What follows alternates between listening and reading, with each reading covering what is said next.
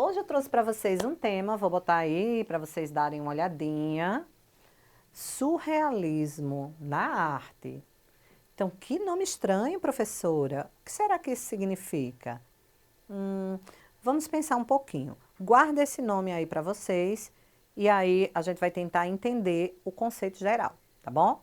Vou mostrar uma imagem aí para vocês, onde essa imagem faz parte do nosso cotidiano, da nossa vida. É uma necessidade biológica humana, a gente precisa dormir, porque o cérebro organiza, o corpo organiza, os órgãos, né, relaxam e eles estão preparados para outro dia, para estar bem fisicamente e psicologicamente, né? Então o sono é extremamente necessário.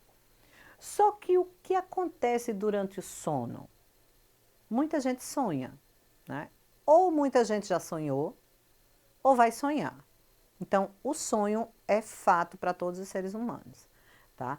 Mas a gente vai entender o sonho em um contexto artístico, mas também um conceito biológico que é a necessidade. Mas o que acontece dentro desses sonhos? Será que a gente sonha as coisas iguaizinhas ao que é na vida real? Será que a gente sonha absurdos? Então a gente vai começar a pensar nesses sonhos para a gente construir o conceito do surrealismo, tá bom? Então aí tem uma criança dormindo, aparentemente feliz, segurando um planeta, né, iluminado.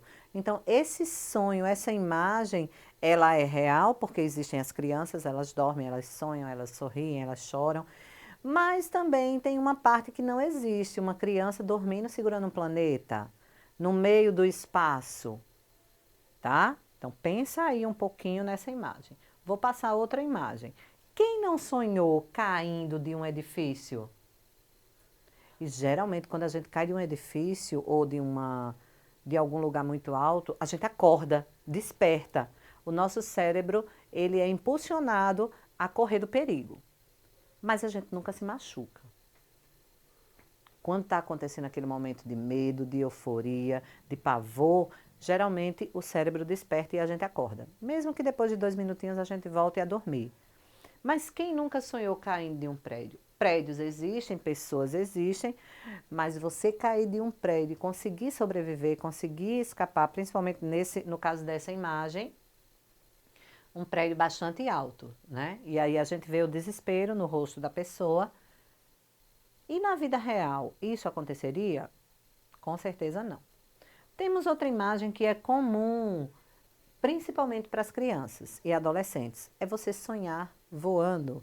E a tradição popular diz que quando você sonha voando, você está crescendo, né? E aí a gente vai pensar se é realmente isso, porque eu já sonhei voando depois de velha e não cresço mais não, tá, gente? Mas o que é que leva o nosso cérebro a organizar esse tipo de sonho? Será que ele inventou uma pessoa? Não, pessoas existem. Agora, uma pessoa voando, aí está fora do real, está fora do mundo real. Então, quando uma coisa está além do real, a gente vai entender que é uma coisa surreal. Então, o surrealismo, ele existe na nossa vida. Quando a gente desenha, quando a gente pinta, a gente pode criar locais, ambientes que não existem, mas continua existindo enquanto desenho. Então vamos entender um pouquinho o que é esse surrealismo. A gente vai entender o surrealismo como arte, como movimento. Quando a gente fala em movimento, a gente entende que não é uma coisa parada, é uma coisa que está sempre se modificando, sempre caminhando e sempre sofrendo alterações, certo? Então o surrealismo ele foi um movimento moderno, de arte moderna. Lembra aí, oitavos e nonos anos, a gente falou sobre fotografia e a gente viu que com o surgimento da fotografia, os artistas que faziam tudo igual ao real tiveram um choque, eles tiveram que mudar, eles foram obrigados a mudar por um contexto de arte, de vida, de sociedade, né? Esses impulsos também foram muito grandes depois da Segunda Guerra Mundial, que o homem teve que repensar a vida, né? Uma guerra nesse nível, ela faz com que a gente repense, agora como na pandemia. Então, nessa pandemia, muita gente repensou a vida, né? A gente está repensando o que é importante para a gente, o que é primordial na nossa vida. né? Estar em casa, será que a nossa casa é importante, a nossa família é importante?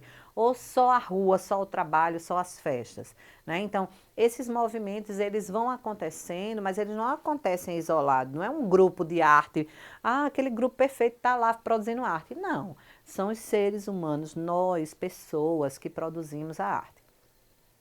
E aí nós temos que entender que esse surrealismo, ele tem o pontapé inicial nos sonhos, né? No cérebro humano. A psiquiatria estudou isso, né? Como é que a gente se comporta pensando, né? Quando a gente sonha, eu queria ganhar na loteria, o que eu vou fazer com o dinheiro? Então a gente já gasta o dinheiro todo, a gente já fica rico e depois quando a gente acorda a gente diz assim, eita, nem ganhei ainda, já estou gastando dinheiro. Então é muito importante que a gente entenda essas coisas que vão além do real, porque fazem parte da nossa vida e no contexto de arte, elas serviram de criação, de questionamento e de produção artística para a época e até agora continua como referência, porque hoje pode existir artistas surrealistas? Sim, eu faço produções surrealistas. Então, meus trabalhos vão além do real. Eu não fico presa a desenhar uma pessoa igual ao que ela é. A pessoa que eu faço é uma pessoa que eu criei, imaginei, né? Então, eu faço esse trabalho surrealista. Então, é um movimento que surgiu lá em 1924, mas que a gente pode tratar da continuação, né? Produzir, continuar fazendo aí o surrealismo, até porque está no nosso cotidiano. Então eu trouxe uma obra para vocês olharem, Corda, Pessoas e Eu. Então essa obra de Miró, ele traz para a gente pessoas, cordas e, professora, que loucura, que bagunça, que desorganização. Mas aí quando a gente começa a analisar por que a corda, por que as pessoas, como elas estão, então a gente pensa, nos leva a pensar. Se só tivesse uma criança pulando corda, talvez o nosso pensamento ficaria limitado àquilo de a criança brincando de corda. Sim, e daí? O que é que tem a ver? Quando a gente olha uma obra dessa, a gente observa, a gente pensa, a gente questiona, a gente critica. E é uma coisa que vocês não devem esquecer. Muita gente acha que a arte é um objeto superior, né? Que vem para a nossa cabeça como mágica e de manhã a gente acorda produzindo arte. E quem produz arte sabe que não é assim. A gente precisa estudar, a gente precisa ler, a gente precisa ter um tempo de produção para poder conseguir chegar naquele objetivo. Um exemplo, tocar violão. Ninguém acorda de manhã, eu sei tocar violão. Não, precisa estudar, os dedos vão ficar machucados, você vai entender a partitura, as cordas, as notas. Então, é um processo de construção de conhecimento, tá? Então, não pensem que a arte é uma coisa sobrenatural que vai descer em ninguém, não, tá? Não é espírito, não, que baixa por aí, não. A arte é uma ciência que a gente precisa estudar, a gente precisa produzir, a gente precisa pensar, tá? Eu sempre digo a meus alunos, observem, escutem, pensem. Aí sim, depois a gente fala, certo? Porque aí a gente constrói um conhecimento na arte como deve ser, né? Como uma ciência humana. E que vem desde a pré-história, tá? Isso é uma coisa que a gente não deve esquecer. Porque lá na pré-história, o que a gente tem de referência e de conhecimento é através da arte. Se a gente passa uma borrachinha lá na história da arte, a gente não vai ter muita coisa não para falar da história da humanidade não, tá bom?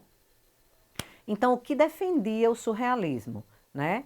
Ele defendia um pensamento irracional, ilógico. Então, ele deixava o artista e as pessoas que estavam apreciando livres dessas amarras do tradicional. Não, você vai ter que fazer só a criança pulando corda.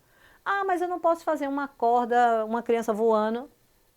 Antes não podia, eram criticados. E hoje a gente pode, a gente tem a liberdade, né? E isso a gente leva para a vida. Muitas vezes a família quer que um adolescente se comporte do jeito que eles se comportavam há anos atrás.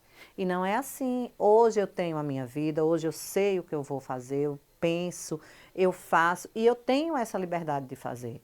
Logicamente, seguindo todas as regras aí, né, gente? Ninguém vai fazer aí bobagem, porque senão vai ter um preço, tá bom? Então, nós temos uma imagem aí que eu acho bem legal ela. Por quê? Porque ela traz pra gente uma perspectiva, né? E ela traz também vários componentes E esses componentes individuais, eles são racionais, eles são normais. Mas quando a gente junta, a gente vai para uma ideia além do real. Então, a chuva existe, casas existem, pessoas existem, guarda-chuvas existem, né? Porque quando a gente olha a primeira vez essa obra, a gente pensa que também é uma chuva de guarda-chuvas, né? Quando a gente olha novamente, a gente já vê que são pessoas. Quando a gente olha novamente, a gente vê uma perspectiva. Então, a gente precisa entender que existe uma leitura visual, né? Mas quando eu vejo na leitura visual uma obra com vários componentes reais que vão além do real, eu já penso é surrealismo, né? Lembra do cubismo? Fragmentação da imagem, formas geométricas. Caramba, essa obra é cubista. Então a gente precisa realmente ver, ouvir, pensar e aí sim a gente pode discutir.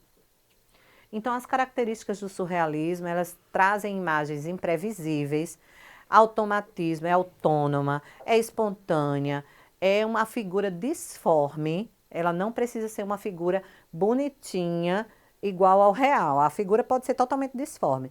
E justapostas, são colocadas uma ao lado da outra, contanto que não cubra, né? E a ilogicidade, né? Uma coisa ilógica, uma coisa que no cotidiano a gente acha que não existe, né? E o surrealismo, ele gerou uma quantidade de pintores, né? Muitos pintores foram e são surrealistas.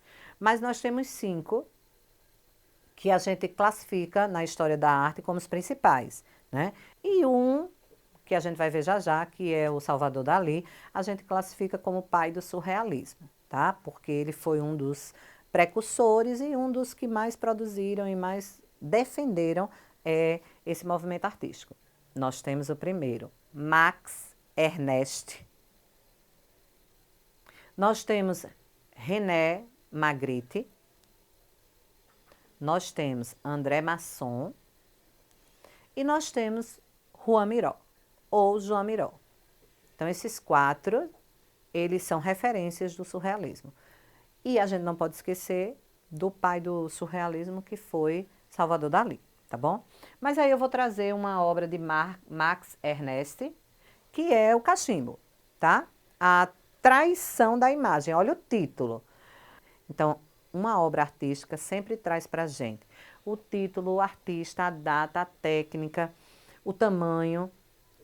Então, são várias referências, né? Então, o título dessa obra, ou seja, o nome que o artista deu foi A Traição das Imagens, 1929. Então, a gente fica pensando no título, a traição, por que é a traição das imagens? E aí, quando a gente olha o cachimbo, tem uma frase dizendo aí, isso não é um cachimbo. Como assim não é um cachimbo, professora? Isso é um desenho de um cachimbo. Tá? Então, a imagem, às vezes, ela faz com que a gente pense que é uma coisa, mas, na verdade, é um desenho. Tá? A gente não pode perder essa noção, porque senão a gente fica sem noção. Então, vamos lá. Então, isso não é um cachimbo, mas é um cachimbo. É a imagem de um cachimbo, tá bom? Então, nós temos outra imagem surrealista aí que traz um pouco de pavor, né, de desespero, enfim, mas não deixa de mostrar um rosto humano, mas dentro dele tem vários fragmentos que aí a arte surrealista, ela leva muito em conta a discussão da imagem. Mas como não vai dar tempo da gente discutir, a gente também não está junto aí para discutir, mas vocês podem conversar com os professores, dialogar, questionar, e aí os professores de arte de vocês trarão para vocês todo esse movimento de forma discursiva, porque quando a gente discute no sentido de conversar, a gente cresce, tá? E a arte, principalmente nos movimentos artísticos, eles trazem essas discussões para todo mundo. Essa é uma obra de Miró, eu gosto muito dos trabalhos de Miró, eles lembram muito, eles são bem infantilizados, né, no que a gente conhece desse universo infantil, por conta das cores, das formas simples, das linhas, que são recursos visuais, isso aí é outra aula. Recursos visuais. Para eu fazer a leitura da imagem, eu preciso entender o que é ponto, o que é linha, o que é forma, o que são cores, né, o que não são cores. Então, tudo isso vai dentro de um conteúdo que é a linguagem visual, mas não vai ser hoje, hoje a gente se limita ao surrealismo, tá bom? E aí, eu vou trazer para vocês Salvador Dalí, 1904 a 1986. Aí tem um pouquinho da vida dele, né? Mas não tanto. O que eu quero que fique para vocês aí é a questão do tempo, que ele trabalhou muito. Então, ele trouxe essa discussão do tempo, porque para muitos o tempo. Para muitos não, o tempo é relativo, né? Mas para muitos, quando estão num momento triste, acham que o tempo está passando lá, ai meu Deus, não acaba essa aula, pelo amor de Deus, acaba, né? Ai, eu não aguento essa professora. E às vezes a gente está lá no pátio brincando, aí a gente faz, meu Deus, já acabou o intervalo, como é que pode? Né? E quando a gente tem um professor que a gente entende que é massa, que a gente gosta, então, professor, a aula já acabou, né? Mas o tempo ele passa da mesma forma para todos os momentos. Agora, como a gente lida com esse tempo, é isso que Salvador Dalí trouxe nas suas obras para nos questionar. Então aí está aí a carinha de Salvador Dalí, é um fofucho, gente. Olha só, e com uma lagosta na cabeça, olha só. E ainda mais com os bigodinhos, viu? Esses bigodinhos, eles são famosíssimos. E ele diz que serve de antenas para lá, para ele conversar com os extraterrestres que dão essas ideias para ele, né? Então ele é um pouquinho assim maluco, mas eu acredito que seja mais para descontrair, né? A própria vida já é tão difícil que ele traz para a gente essa questão do ser leve, né? De ser engraçado. E aí nós temos a persistência da memória, de Salvador Dalí, hoje está em Nova York essa obra, mas ela traz os relógios. Então, o que ele quis dizer com esses relógios derretidos? O que ele está querendo dizer com esses relógios que são devorados aí por insetos, né? Será que ele está falando da própria vida, da nossa vida, né? Do nosso tempo?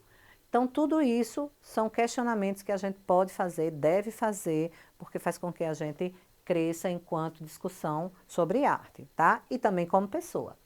O Sono, 1937, essa obra aí, Criança Geopolítica, observando o nascimento do novo homem. Essa obra aí eu acho bem complexa, mas ao mesmo tempo muito simples, né? Por que complexa? Porque imagina aí uma criança geopolítica, né? Ou seja, ela está envolvida nesse espaço-tempo geográfico e ela também é politicamente consciente. Quem será politicamente consciente, né? Então a gente precisa entender que a gente também vive numa sociedade onde tem várias raízes em várias coisas e a gente precisa conhecer, tá? Política, economia, arte, ciência, matemática, enfim. E aí eu trouxe para vocês na literatura uma poesia surrealista. Então vocês vão reler essa poesia, vocês vão ler essa poesia surrealista e vocês vão tentar fazer aí uma ilustração surreal, tá? Então, mamãe vestida de rendas tocava piano no caos. Uma noite abriu as asas, cansada de tanto som. Equilibrou-se no azul. De tonta, não mais olhou. Para mim, para ninguém, caiu no álbum dos retratos. Então, lê essa poesia, pensa nela e cria uma imagem surreal. E a gente se vê na próxima aula.